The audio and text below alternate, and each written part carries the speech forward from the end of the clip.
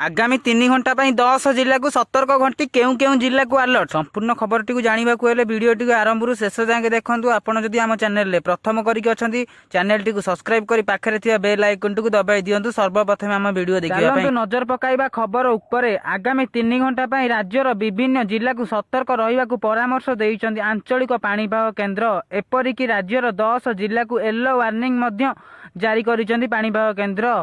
एही 10 जिला गुड़िक हेउची संबलपुर, बरगड़, कलाहांडी, रायगड़ा, कंधमाल, बौद्ध, अनुगुल, देवगढ़, केन्दुझर एवं झारसुगुड़ा। एही सबु जिल्लार गोटिए किंबा दुईटी स्थान रे आगामी 3 घंटा मध्यरे वर्षा और घड़घड़ी विपद रहिबार आकलन करिसेंति आंचलिक पाणीपाग केन्द्र। सेहीपरि आसंता काली पई मध्य येलो वार्निंग जारी करिछि पाणीपाग केन्द्र। बालेश्वर, भद्रक, जाजपुर, केन्द्रापड़ा, कटक, जगतसिंहपुर, सुंदरगढ़, झारसुगुड़ा, बरगड़, संबलपुर, देवगढ़, अनुगुल, ढेंकानाल, केन्दुझर, मयूरभंज, पुरी, खोर्धा, नयागढ़, गंजाम भली जिला गुड़ी को सतर्क रहिबाकु परामर्श दिया जाइछि। संध्या समय एही सबु जिला गुड़िक गोटिए किंबा दुईटी स्थान रे घड़घड़ी सह झटका पवन 30 रु 40 किलोमीटर प्रति घंटा हेबा नै पूर्वानुमान करिछि आंचलिक पाणीपाग केन्द्र।